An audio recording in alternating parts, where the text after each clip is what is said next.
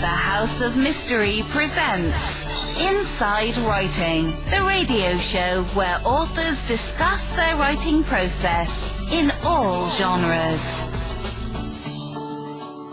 Welcome back into the House of Mystery, and I'm Al Ward, sitting at the controls. And in Boston, we have the one and only Richard North. I keep changing your name because I'm... Richard North Patterson? Yeah. David South Martino. I haven't figured it out because you can't have three names. That's the name of a serial killer. And plus, you cannot take your wife's name.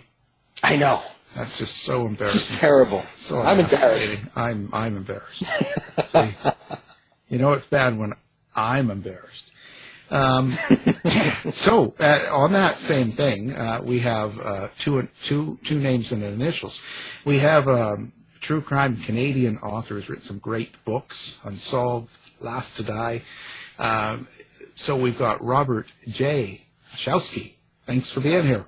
Oh, most welcome. Thanks for having me. Oh, it's always good. Always good to hear your voice and see your lovely picture. Yeah. So, Robert, what's been going on with you? It's been a while since you've been on the show, and what's up for you? What have you been following lately? Basically, a lot of the cases here in Canada, and some of the fallout from different cases, like the Bruce McArthur murders, which happened a few years ago in Toronto's Gay Village. It was just released this week, a report called Missing and Missed, which talks about basically how police dropped the ball on McArthur, who had been arrested before, investigated before, yet he was allowed to still commit murders over the next number of years. So pretty horrible cases and pretty damning report. Well, and something like that, too. Now, when it gets to Bruce McArthur, do you attribute that to being because it was a gay murder or something in the closet, so to speak, like his victims? Do you think that's the kind of why cops don't really get involved, or they drop the ball, so to speak, in that? Or is it just incompetence? Like, where do you put that? It's a great question. I think maybe it's a little bit of both because, I don't want to necessarily slam the Toronto police because they do good work. But the problem is there's still been issues over the years. Like with my most recent book, which was about the murder of Shushan boy Emmanuel Jacks that came out in 2017. Nothing much has really changed in the past 40 years with regard to different attitudes towards, I don't know if I say marginalized people, because the report also covers certain people, prostitutes, for example, sex workers,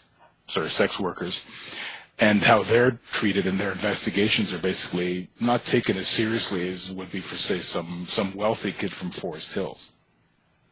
So it's kind of, in a way, it's its own type of, I don't want to say racism, but it's its own type of, people do get treated differently in the law. Yeah, absolutely. It's not like, but how are we ever going to really overcome that? Like, it's harder to determine in a case where, let's say, everyone's, in Canada is fairly white in a lot of areas, but it's not really considered a place that's racist per se. But there still is that issue. Maybe, Alan, the word might not even be racist necessarily, but discriminatory. Right. And, that's part of the problem, too, is that, there's always been worldwide a focus on certain types of people when they go missing. It's, I'll probably get lambasted for this, but I don't care. Like, the pretty female, young, white, Anglo-Saxon types. I mean, you look at the news, and worldwide how many cases are still in the news after decades of, missing persons.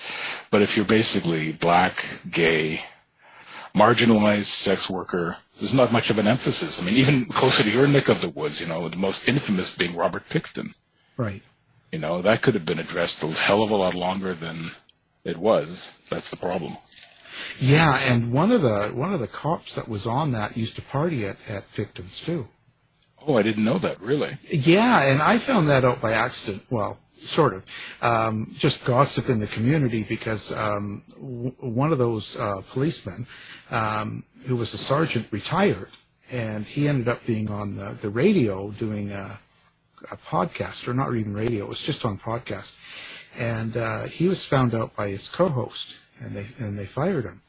And so then the gossip came around. So I don't know how much of the details are there, but apparently he used to go there and hang out and party all the time.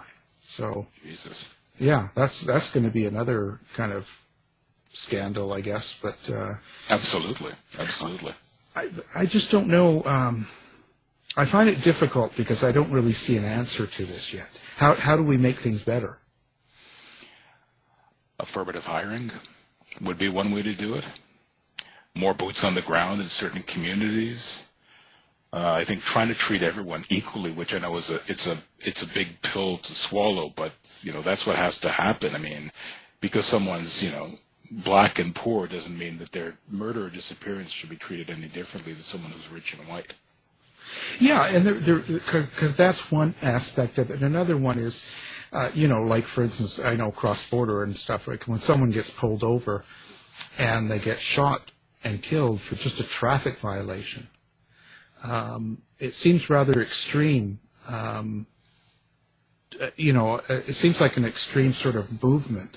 Like how could something escalate like that for no reason at all? And for something, isn't that kind of over-policing a little bit? Oh, absolutely.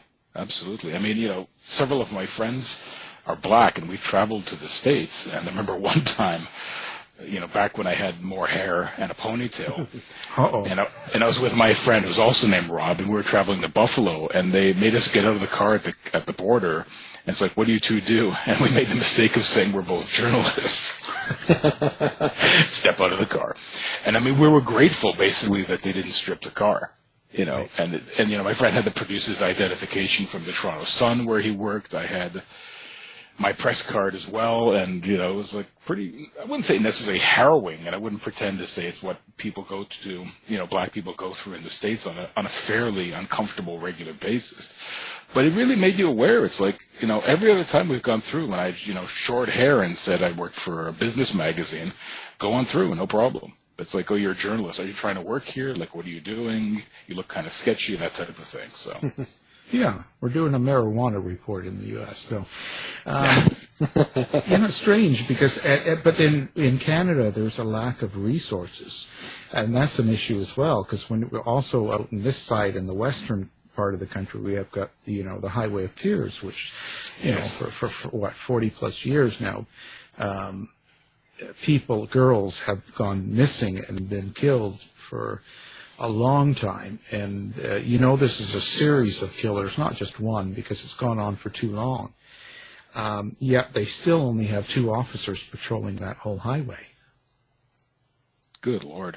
Well, they can't afford it. Prince George to Prince Rupert, they have 2 officers. How do you cover that? Although you'd think with today's technology, Alan, I mean, I know that some police jurisdictions are using drones, for example. Yeah. Like you think you can incorporate, police love to talk about all the new gizmos and gadgets on the market. And, we have a budget for body cams and drones and things like that. So there's definitely some other ways to cover it. But again, it comes back to the problem that, the deaths and disappearances of these people are just not taken, sadly, as seriously. I mean, I found that even with my second book, trying to find research and people to contact about girls who were missing and murdered from foster homes, for example, or young women. There are 2 in my book, in fact, who were alleged by police to have been involved with drugs. Their murders weren't taken nearly as seriously by the press, even. The amount of coverage was far, far less. When you were doing that, that's Unsolved, I believe, right? Yes. When you were doing that book, when you go out to do research on something like that,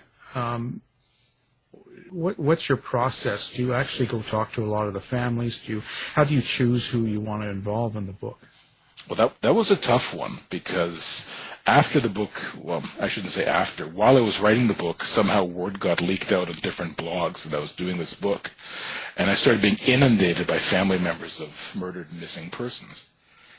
And just because of sheer logistics, I narrowed it down to 12 cases, which I called Still Solvable, because at the time, it was like a 40-year time frame. It was a difficult choice. I mean, I've been approached by different publishers to do a second volume, a third volume. We have so many, in Toronto alone, we have so many unsolved cases going back to the city's first incorporation, which was 1957, over 500 cases. I mean, go across Canada, the numbers are it's appalling how many people went missing, especially I found in my research, a lot of young women in the 70s. Disproportionate number, a crazy disproportionate number. Was that going on in the rest of the world as well, or is that just something that's kind of more pinpointed in Canada? I would say more pinpointed in Canada and cross-border towns and communities. There's been some rumblings about London, Ontario being one of the murder capitals of Canada, Ontario being a hotspot for serial killers in the 70s. And when you think about it, I mean, to get away with crimes back then of any nature was a hell of a lot easier than it would be now. Right. There weren't cameras everywhere. There wasn't somebody with a cell phone with a camera, a recorder on every corner. There was no internet. So it was a lot easier to commit crimes back then. But definitely there was something going on in the 70s, which, pretty unholy stuff. Mm. Yeah, I wonder. I know. Like Peter Vronsky puts it, to generation coming from the war. Yes. And the influence and how people treated their children that came out of the war, right? So, I don't know. It makes you also wonder what the kids today coming out will turn out like in 20 years. Wow, that's actually something I hadn't thought of. That's a very good question to ponder, actually. I know Peter, he's a friend of mine, and his research is fantastic. And what he's come up with, his last book was about the golden age of serial killers. and you speak to Peter, and the funny thing about him is he says, like, people have this preconceived notion that serial killers are always, like, out killing. And for the most part, he said, no, they're not. They're out shopping. They're home with their wives or their kids. They're going to work. They're not necessarily killing 24/7. Yeah, I got that with the Green River Killer. It was his wife was there 14 years, and she had no idea. She didn't know where he had the time to do it. Incredible. Yeah, absolutely incredible. Absolutely incredible. So it's kind of crazy, but it just is something that keeps on going, I guess. Do you think human trafficking, is really kind of the main source for these missing, especially girls? Again, that's a great question. It's a huge driver. And one case over the years that's kept haunting me about that is Nicole Moran. She's a little girl. She's actually one of 2 or 3 cases in Canada where someone disappeared literally without a trace. Like nothing. No physical evidence of any sort. No, like zero. She's a little girl. She was in her apartment with her parents, living upstairs in a penthouse. She was going to meet a friend downstairs in the pool, and she disappeared between the top floor and the pool, somewhere in the building. Nobody saw her.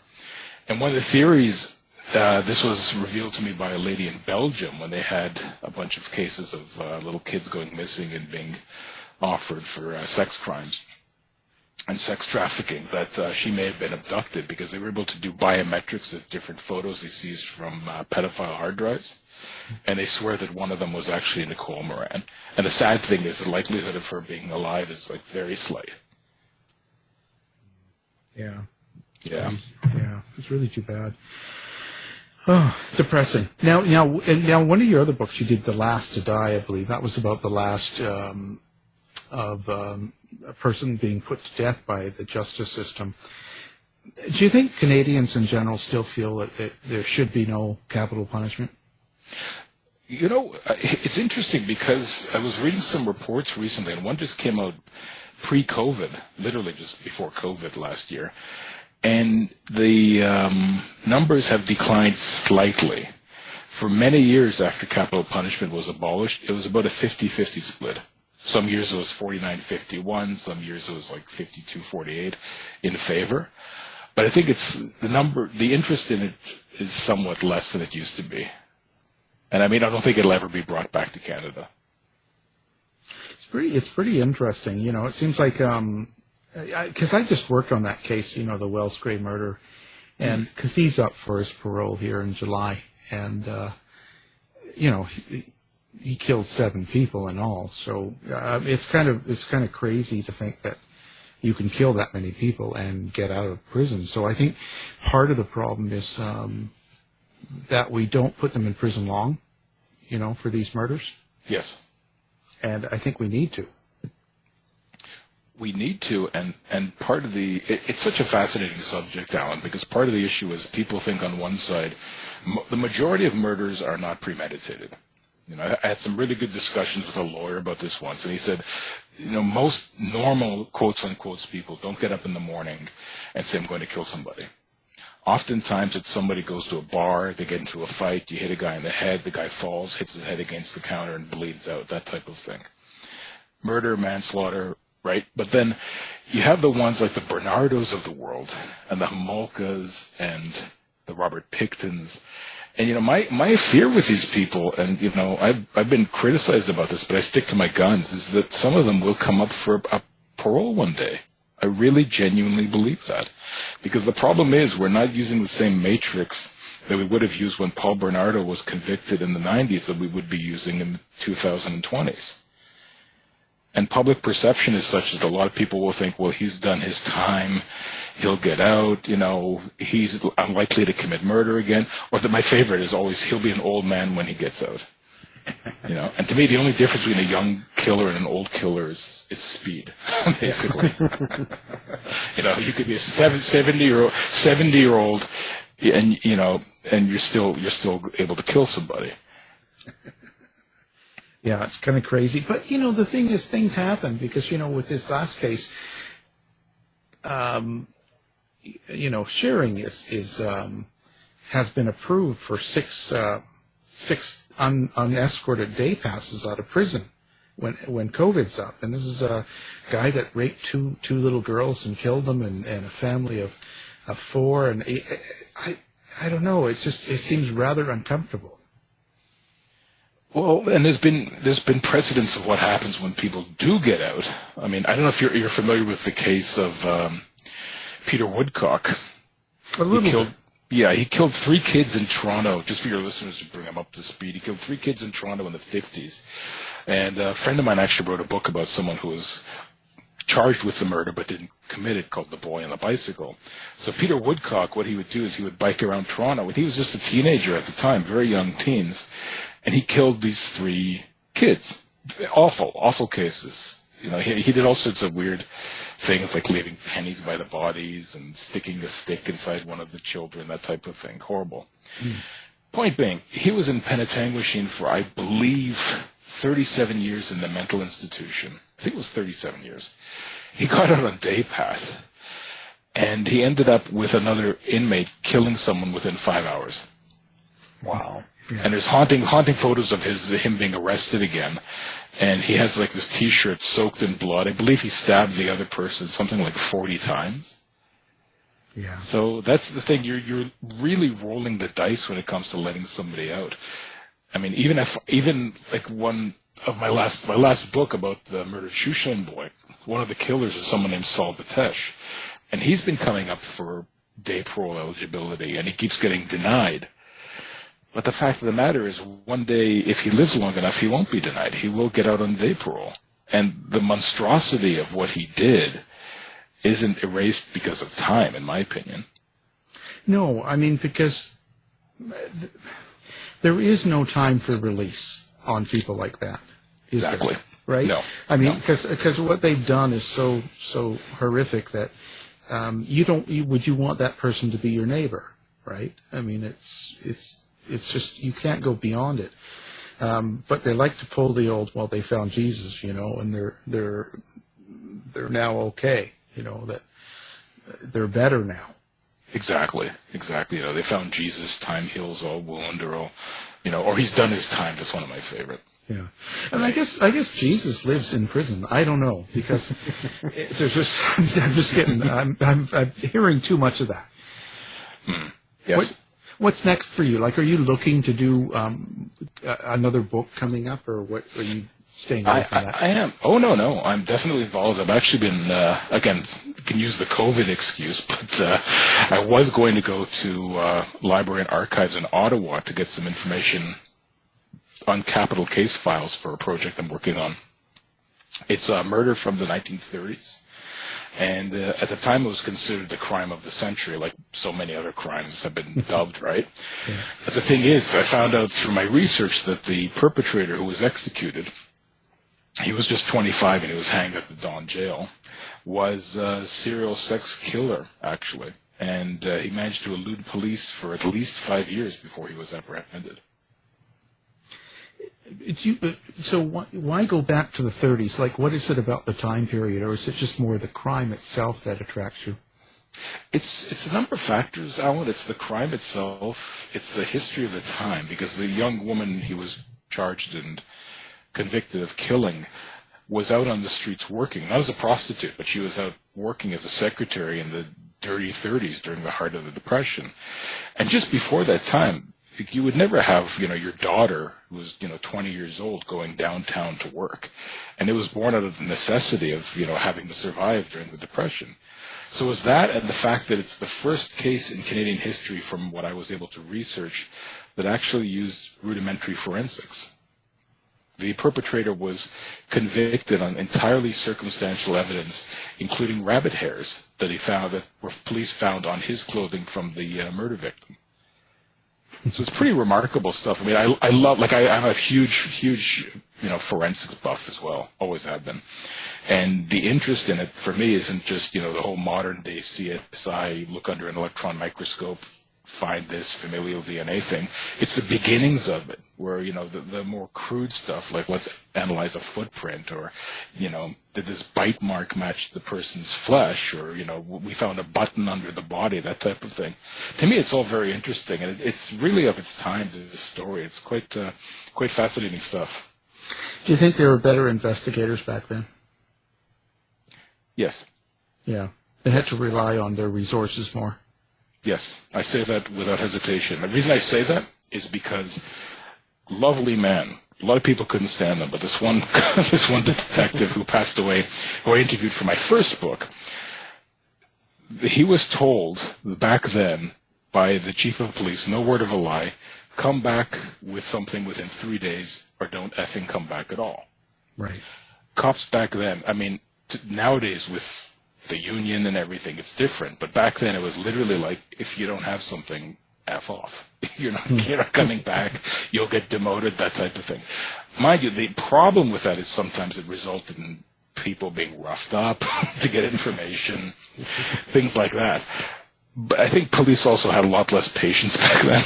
Yeah, they slap you around, It's like, big time they'd slap you around. I remember, one of the last two men executed was Ronald Turpin, and another retired detective I interviewed. I talked to Turpin's family, and I said, apparently, the police hounded him before the murder.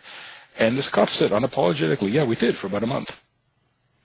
They drove him to every seedy motel in every corner of Toronto and Scarborough. They did everything they could to make this guy's life a living hell. Dirty Harry. That's it. You took the words out of my mouth. Not defending him, because the guy was a cop killer. Yeah. But yeah, very much. It's like, showing up in, Dirty Harry was in the football field when he shoots the guy. Yeah.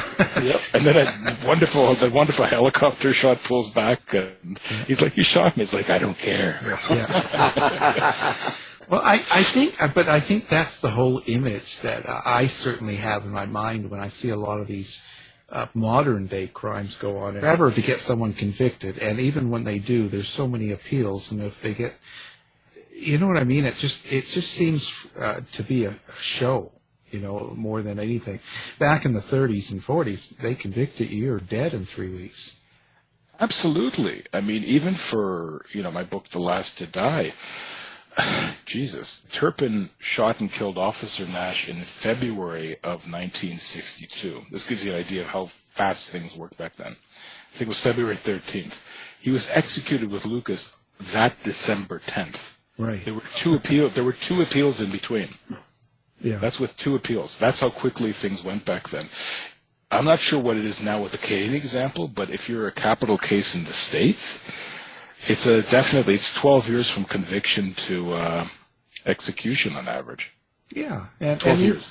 And even then, so many of them don't get executed. It takes so long, and if they ever do, You know, Yes. it's, especially and females never get executed. Everybody avoids that like the plague, and I don't know why. I'm not sure either. I know the one exception I could think of would be Eileen Wuornos, but she wanted to go and be on the mothership like out of Independence Day and meet Jesus and everything else. Everything else she said. You're right. I mean, like one of them, it's Darlie, I believe, is Rotier. Right. The lady who, the silly string lady, the one who had the party for her deceased kids at the cemetery, and they use that as evidence. Oh, right, her. yeah. Yeah. Like, she's been on death row for, my God, 25 years or more? Yeah. Long time. It doesn't make sense to me, just because you're female. I don't understand that. If you're a killer, you're a killer. Exactly. Right? I mean, what body parts you have or what you identify as or whatever, none of that means anything. It's just either you're a killer or you're not. Yeah, there shouldn't be some sort of gender bias. Yeah. That's terrible. That's the one place where they have the advantage, right? It seems to be, yeah. Send all your hate mail to Martino. He collects it. Yeah, he collects it. I live for it. Yeah, he does. He'll fight you. He'll fight you. So what Makes do you life think? more interesting. Oh, certainly does. Where do you think crime's going? Where do you think it's going to happen? Like what? Because crime's evolving, change. As technology and people and the way we live. Do you think crime and serial killers and that will go up or down? I think it'll go down. I agree with what Peter's overall thoughts are about that. I think it'll actually go down. Factors why? That's a bit of a mystery in itself. I think other crimes, definitely like cyber crimes, are going to skyrocket. Absolutely skyrocket. I mean, you see even with the beginning of COVID, just how many people have had even like credit cards compromised and debit cards and all sorts of other things like that. So I think in terms of murders, like that type of murder is going to decline. And the public perception on so many things is changing, and the government perception on, all nature of crimes now, like drugs being, decriminalized rather. Yeah. Definitely. Like, heroin, and I think that's more even like your neck of the woods talking about that, and they've already kind of done that with the heroin. We've got the needle places now and everything, and it's kind of crazy. I'm fine with it. I don't think you need to put people that are drug addicts into prison. How about the dealers though? Well, yeah, sure, that's a different thing. But someone that has an addiction, I think we need to spend the money on helping them rather than just putting them away. Oh yes. I don't know. I mean, that's easier to say than do, I guess. But that's kind of where it's going. But we'll see what happens there. But it's kind of crazy. I still worry about the times we're in right now. What do you think about that? Like with the COVID and with all the stuff going on in the last few years, especially. What kind of people or what kind of a generation are we going to raise out of this? One that's losing a lot of its empathy. And when I say that, I think of a lot of the horrible, horrible murders that have come out of places like Russia, for example, in recent years with, it's not only a matter of committing a murder, but I mean, it's any normal person kill someone and to videotape it and to put it out online. Which has happened time and time and time again. It's unfathomable. It's like, why would you even do that? Why would you think such a thing? I don't understand. It's this real disconnect. I mean, I remember working years ago and talking to a friend of mine in the library system, and this is before they started having things like net nannies on computers. It's going back over 20 years, right? Yeah. And there was a little kid in the library, about 10, in full view of everybody, watching porn. And my friend was a librarian, and she was horrified. She goes over to him, and he's like, yeah, so? And at that moment, it kind of occurred to me, it's like, okay, I mean, it's a different example compared to, like, hard crime, but it was an example to me, Alan, of, like, how morality, the cliche, the moral compass, but how morality is just going down and down and down and down. And things that used to be seen as verboten, obviously murder being the worst of all, it's almost like, so what? Yeah. Don't care, Yeah. you know? Yeah. Let me decapitate someone and have sex on the corpse and photograph it. There was a case like that a few years ago. There's like this devil worshiper murders a number of years back in the States as well. I mean, like, some of them are just like, it's almost like, even though I write about crime, sometimes I have to literally turn the news off. Yeah. Yeah. You know, it's like, you look at, especially like the British publications, like the stuff they get from Russia and from other places. You know, someone kills their mother, walks down the street with her severed head, like nothing happened. It's like, holy crap. Yeah. They're not scared to be seen. That's kind of what's, I find that's different, you know, and like you said, film it, you know, next there'll be a Facebook Live killing, right? We'll have pay-per-view. Yeah. Well, there have been Facebook Live suicides. Wow. It's just a matter of time. It's unbelievable. Yeah. I mean, and again, it's that whole decline of people's morality. Like, what is it? What's the disconnect between knowing what's right and wrong and what's right and really, really wrong? Yeah. That's the scary thing. So it's like, in a way, it's good that we're getting older. Oh my God. I don't, you know, like my wife and I don't have kids. We're in our 50s, but I'm thinking, God almighty, like, I don't know about the next generation. I don't want to be completely pessimistic about it, but it just makes you realize, like, you know, where are things heading? Are you seeing spikes in domestic crime because of the lockdown? Yes. Oh my God. Absolutely. Absolutely. Yeah. A lot of. I mean, I think the media is definitely underplaying it a little bit, but a lot of murder suicides. Wow. A lot of even older couples, which is a bit surprising because you'd think if you've been together for 50 years, you kind of tolerate each other. But no, there's been a number of cases even in the Greater Toronto area recently of, you know, couples in their 60s. There was one woman in her 60s and her 70s that the husband, she murdered her husband, older husband, and yeah, there's been a lot of domestic issues recently. Well, they can't get out. Yeah. Yeah. No. Get out for their on the side squeeze. No. Well, yeah. Well, Dave's got his wife in the trunk. She's been in there. Yeah, that's right. There you go. Yeah. It's like, you know, that's his way of dealing with it, you know. Well, with the word we got in Ontario today as well, like the highest COVID numbers to date, and more crackdowns coming, like people are like really starting to lose it. Yeah. Yeah. Well, you know, but the thing I find the most peculiar is the way people have reacted to this. You know, the States has kind of been the pinpoint of it, the worst, but the behavior between people, how they treat each other, how they're acting during this pandemic is just crazy. Like it doesn't exist, or like your computer chips is fake and vaccine and all that. You see the way people are treating each other right now. It's not something I expected.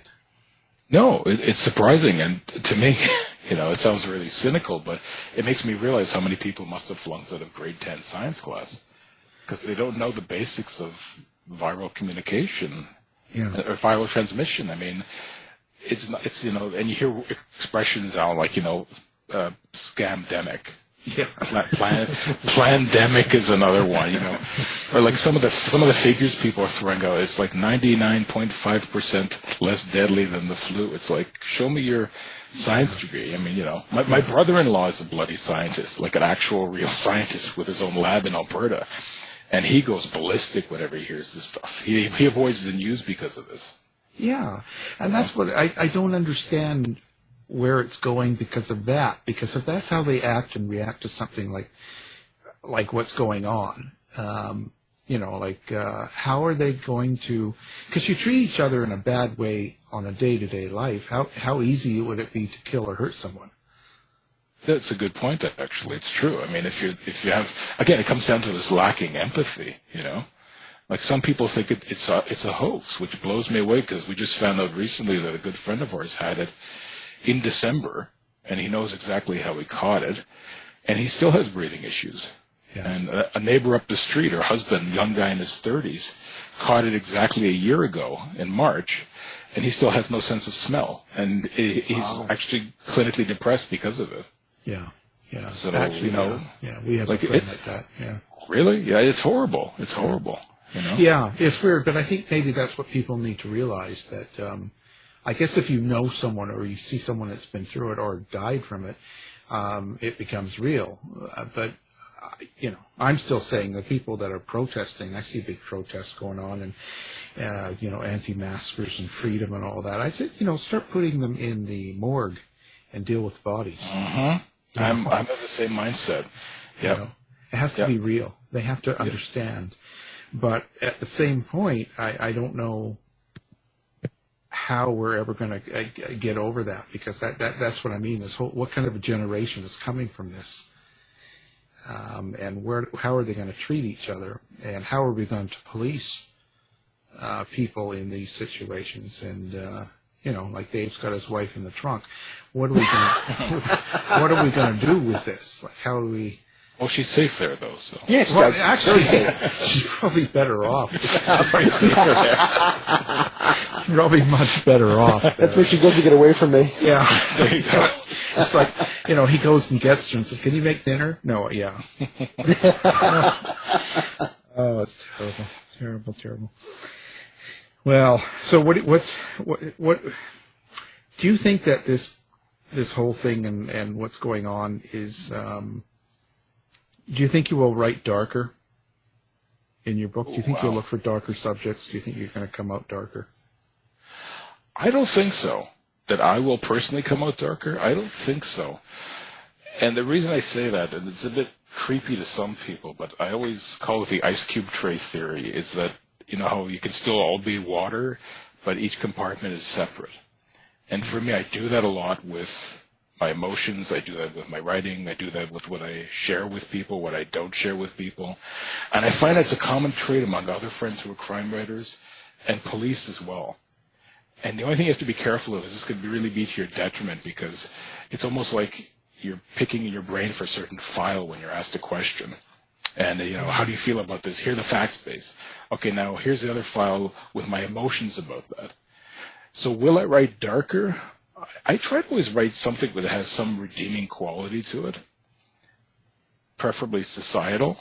And I don't know if I'll necessarily write darker, but that's a great question. I mean, we'll see what happens with the next book. Well, I just think when dark things are going on around you, or, you know, things that are stressful and not normal, when you sit down and you're writing, I just wonder if it seeps into that, you know, if it can get out. You know, you might not necessarily aim for something darker, but I just wonder if it comes out in your expressions. Not as yet that I can tell, but definitely in my dreams. Dreams have been just whack. COVID dreams, it's a thing, guys. It's wacky. It's absolutely wacky. Like, I just like, why did I think of this? Like, where did that come from? You know, Everyone's like a zombie, you know, in your dream. Very much so. Yeah. No, it is. It's just like everything's just kind of like floaty and weird, and, you know, like talking to somebody underwater type of thing. So. Well, I thought you stopped doing the drugs. Oh yeah. No, it didn't stop the alcohol though. So. No. So what is your hardest case or hardest thing that you've ever written about? My Unsolved book, because you realize when you talk to these family members 30, 40 years after the crime that the pain doesn't go away. And likewise, the expectation that they'll get some resolution doesn't go away. Very rarely do they lose hope. Even, you know, say someone, like there's one case in the book, these two girls who were shot and killed, Wendy Tedford and Donna Stern. That was back in 1973. And one of the sisters was telling me not that long ago, like, they still hold out hope. And, you know, they've been through over a dozen detectives in Toronto over the years, and they call them like every year, what's happening? Are there any updates? What's going on? And, you know, so that's difficult too. And also seeing the human turmoil about this. Murders and unsolved cases like disappearances either drive families apart or bring them really close together. There's no indifference. Yeah. And a number of the cases I wrote about, the parents split up afterwards because one blamed the other, father blamed the mother, or they became a lot closer because of the crime. So there's always, like I said, this expectation that there might be some sort of resolution. And one of them, in fact, which is really exciting, Tyson Gilmore, it's a double homicide, which was tipped on to me by the Toronto Police, in fact, which is also an unsolved. About a month ago, it was reported that the case actually looks like it will be solved soon. It goes back to the 80s, because even though the two murder victims were very different in age and life experiences and all the rest of it, they were linked by DNA. That was about 10 years ago or so, and it looks like now there might finally be some sort of end to that case. So those kind of cases, those unsolved ones, they sound like they stay with you right through, like they never leave. Very much so, because it's just a matter of, the families, it's, like I said, they don't give up hope. Except basically for one of the persons I interviewed who didn't give up hope, but he just said he was just too tired to even talk anymore about the case. It was a missing girl. It was a father who was already in his 70s at the time. But no, they definitely, they stick with you. They stick with you because there's always some hope. I mean, if you go on Facebook, for example, my God, there's so many pages for family members worldwide, but especially a lot across Canada and the States. You know, my daughter went missing in '83. My son vanished in 1967. You know, they might have 12 followers or something, but there's still some family member holding out hope, sometimes even for a deceased parent of the kid who went missing. It could be like a niece or nephew or grandchild who starts up these Facebook pages saying, does anybody know anything? Right. You know, it's very humbling. It's extremely humbling. And I find that to even interview these people, it's a privilege because they're sharing something that's so painful to them. And part of it when you speak to them is almost a little bit like therapy for them and therapy for you. It puts everything into perspective. It's like if you think things are bad, you didn't go through this, they did. Right. It's their life. It's their life. They're living it. Yeah. Exactly. What advice do you give someone that wants to get into writing true crime? What would you say to someone? Balance your emotions as much as you can. Get involved, but always write from the victim's perspective. And don't glorify the killer. There's too much of that. There's way too much of that. There's too much writing and true crime where, you know, for example, you look into John Wayne Gacy's victims or Jeffrey Dahmer's or, you know, Ted Bundy. And, you know, someone's like, I want to write about true crime. It's like, okay, name me 3 of the victims of each. And they just look at you blankly. Or they'll say something like, well, you know, all of Ted Bundy, you know, all of Bundy's victims had like dark hair. They were pretty and the hair was parted in the middle. It's like, okay, but what about them? Like, who were they? You're always writing about the people and you can't lose sight of that. Right. Because I think once you do, you lose a certain part of your own humanity. So I would say definitely, you know, if someone's interested in true crime, get into it by all means. I mean, to me, it's still, and this isn't just because I'm in it. It's the perfect bloody genre. It really is. Like, if it's done properly, it encompasses history, politics, crime, criminology, forensics, sexuality, everything. The weather, for Christ's sake. Like, literally everything. Like, even for my first book, like, one of the revelations, it begins with the funeral of the last 2 men executed in Canada. They were buried at, like, 3 a.m. in a private plot in Toronto in the dead of winter. And I found out after that there was a full moon. And I was like, holy crap. Like, they were literally, like, they didn't have flashlights. The moon was illuminating these empty holes in the ground. And that's the type of thing, like, if you have to really research everything, like, you know, I just love getting into the weeds with this stuff. I would think so, because like even when you were talking about going back to the 30s and doing that, it's really important to put yourself back in that place and what it was like to live at that time, because it makes the book feel more real if you are, you know? Yes. Yeah, it lends a lot of authenticity, I find, to the time. You know, and like even things that might seem inconsequential, like what music was playing that day, what movies were in theaters. And for somebody reading that, like, and like, for example, with my book on the Shushan boy, Emmanuel Jacques, it was 1977, which was like a huge year for crime worldwide. Son of Sam, a whole bunch of other cases, and all this was happening at the exact same time. And it just makes things a lot more real for the reader. Yeah. Oh, yeah, I think so. I think it puts them in the place, especially as time goes on, because, geez, we've got people now that are in their 20s that have always had the internet. Exactly.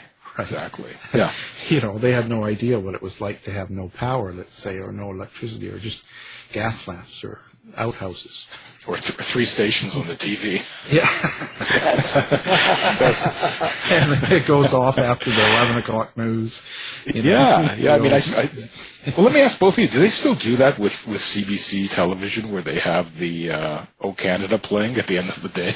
Well, no, because they're 24-hour now, right? Oh, see, I used to love that. I used to love that because I'd stay up all hours of the night watching movies at like 3 in the morning. It's like I hear my mom yell from upstairs. It's like they come upstairs. They're playing the national anthem.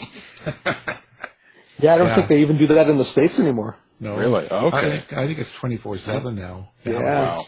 See, that's the thing. Like we're of a generation where we remember this stuff, and like you said, Alan, like what's going to happen is that the 20-somethings who've never been without the internet, they don't. To them, a DVD is archaic. Yeah. Vinyl is fashionable. Cassettes are a joke. 8-tracks are unheard of. Wall-mounted phones.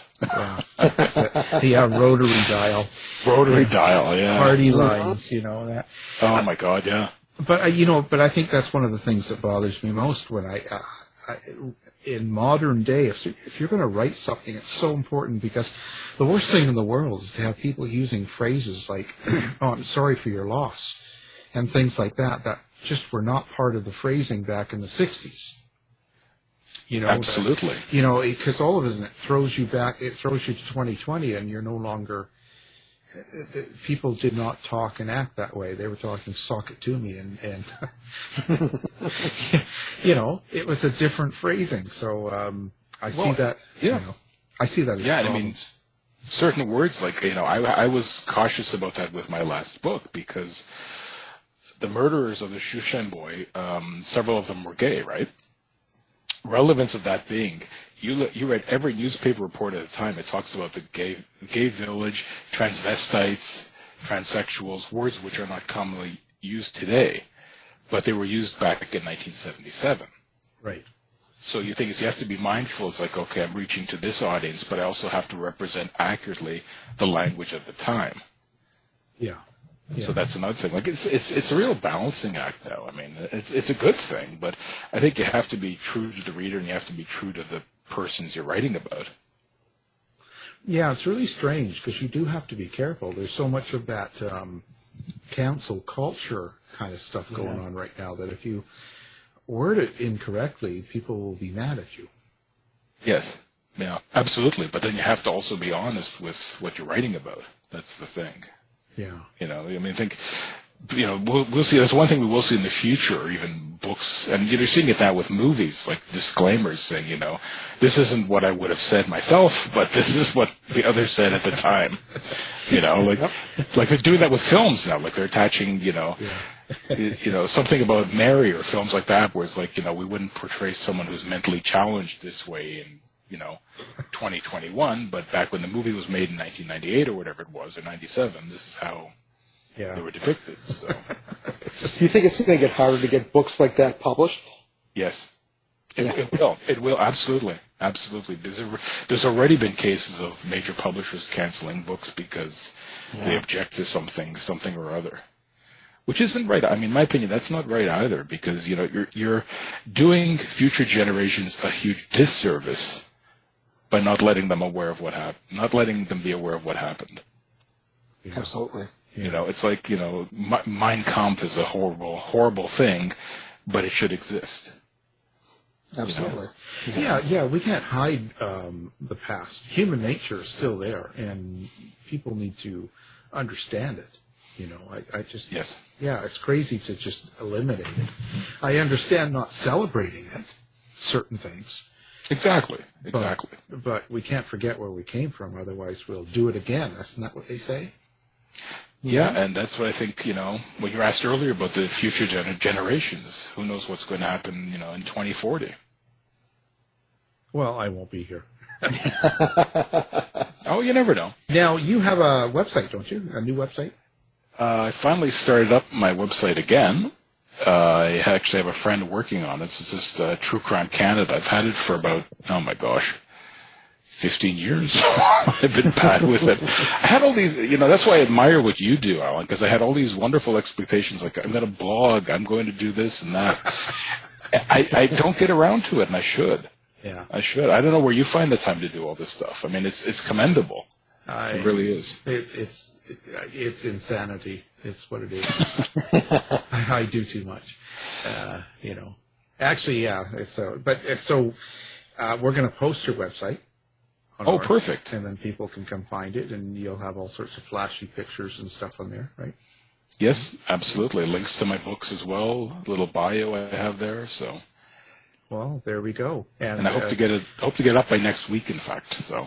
Yeah, and you'll have all sorts of. You have all the contact. You can send them all your love mail and hate mail and stuff. Oh, I still get that anyway, though. Find out where you can find them, and then maybe, who knows? He'll be involved in his own true crime.